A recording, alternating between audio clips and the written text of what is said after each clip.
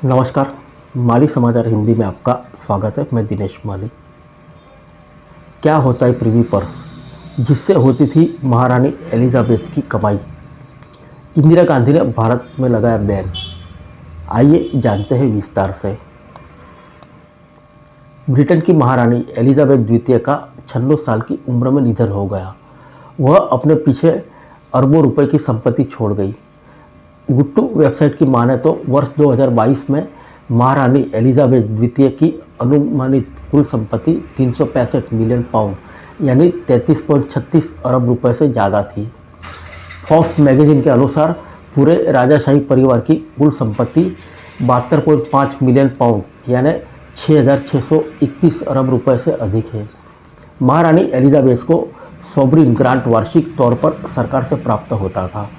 Privy purse महारानी की निजी आय होती थी। आखिर ये प्रिवी पर्स क्या होता है और भारत में इंदिरा गांधी ने इसे क्यों बंद कर दिया, आइए जानते हैं विस्तार से। प्रिवी पर्स दरअसल उस ग्रांट को कहा जाता है जो राजा महाराजाओं को उनका खर्च चलाने के लिए दी जाती थी। इसकी तुलना एक मुश्त सैलरी की जा सकती है। इसके लिए राजाओं को कोई काम नहीं करना होता था। जिस राजा की जितनी हैसियत होती थी उसे उसी के मुताबिक प्रिवी पर्स दिया जाता था। दरअसल राजाओं के पास अगर कमाई का कोई जरिया नहीं होता तो ऐसे में प्रिवी पर्स से ही अपने खर्च चलाते थे। भारत में भी दिया जाता था प्रिवी पर्स। जब देश आज़ाद नहीं हुआ था तब यहाँ 500 से ज़्यादा छोटी मोटी रियासतें थी। उसके अपने राज्य, प्रजा और अपने कानून थे। इस सबसे ऊपर थे रियासतों के राजा। ब्रिटिश हुकूमत के दौरान से ही ये सभी रियासतें एक एक करके संधि में बन गई। इस संधि में तय किया गया कि राजा महाराजाओं राजमहल में रहेंगे और राजकाज करेंगे, लेकिन उनके आर्थिक मामले ब्रिटिश हुकूमत के अधीन हो गए। इसके अलावा प्रजा राजा की नहीं, सरकार की होगी। ब्रिटिश हुकूमत ने राजाओं को अपने खर्चे चलाने के लिए जेब खर्चा देना शुरू कर दिया था। जिसकी जितनी हैसियत उसे उतना ही पॉकेट मनी देना तय हुआ। इसी पॉकेट मनी को प्रिवी पर्स कहा जाता था।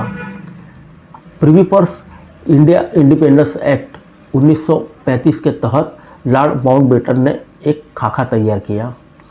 1946 में आज़ादी के बाद रियासतों को पाकिस्तान और हिंदुस्तान सरकार में विलय करने की बात उठी। कुछ शर्तों के साथ राजाओं ने इस निर्णय को मान लिया। आज़ादी के बाद अधिकांश राजाओं ने भारत का हिस्सा बनना स्वीकार किया। आज़ादी के बाद भारत में सरकार तो बनी, लेकिन राजाओं की मौज जारी थी। इसके तहत उनका खजाना, महल और किले उनके अधिकार में रह गई। यही नहीं, उन्हें केंद्रीय कर और आयात शुल्क भी नहीं देना पड़ता था। यानी ये राजा कर ले तो नहीं पाते थे, पर न देने की छूट भी मिली हुई थी। कुल मिलाकर इनकी शान शौकत और बरकरार थी। प्रिवी पर्स को बंद करने की शुरुआत 1967 में हो गई थी। तब गृह मंत्री चौहान को पूर्व राजाओं से इस विषय में बातचीत कर आम राय बनाने का जिम्मा दिया गया था। हालांकि बातचीत बेनतीजा रही।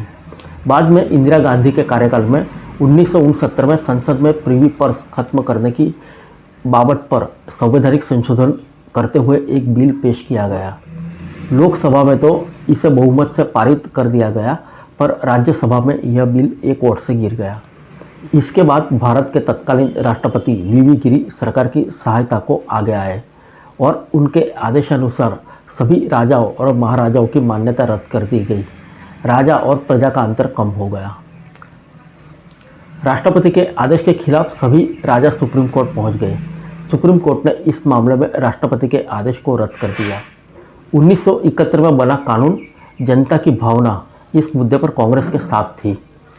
हवा इंदिरा गांधी के अनुकूल थी। उन्होंने सरकार भंग करके चुनाव की घोषणा कर दी। इंदिरा गांधी भारी बहुमत से चुनाव जीतकर सत्ता में वापस लौटी। इंदिरा गांधी की सरकार इस विधेयक को 1971 में दोबारा लेकर आई। संविधान में 26वां संशोधन करके प्रिवी पर्स को हमेशा के लिए बंद कर दिया गया। उन्होंने इस बिल को लाने के पीछे सारे नागरिकों के लिए समान अधिकार एवं सरकारी धन का व्यर्थ व्यय का हवाला दिया। क्या था प्रिवी पर्स का फॉर्मूला, आइए जानते हैं। भारत जब आज़ाद हो रहा था तब यहाँ करीब 750 रियासतें थीं। इन सभी को भारत में विलय करने के बाद खास तरीके से प्रिवी पर्स की रकम इन राजाओं के लिए तय की गई। इसका फॉर्मूला था उन रियासतों से सरकार को मिलने वाले कुल राजस्व के करीब 8.5% रकम, जिसे आने वाले सालों में घटते जाना था, उत्तराधिकारियों को दी जाती थी। सबसे ज़्यादा प्रिवी पर्स मैसूर राज परिवार को मिला, जो 26 लाख रुपए सालाना था। हैदराबाद के निजाम को 20 लाख रुपए मिले। वैसे प्रिवी पर्स की रेंज भी काफ़ी दिलचस्प थी। कटोदिया के शासकों को प्रिवी पर्स के रूप में महज 192 रुपये सालाना रकम मिली। 555 शासकों में 398 के हिस्से में 50,000 रुपये सालाना की रकम आई। 1946 में भारत के खाते में 7 करोड़ रुपए प्रिवी पर्स के रूप में निकले। 1970 में ये रकम घटाकर 4 करोड़ रुपए सालाना रह गई।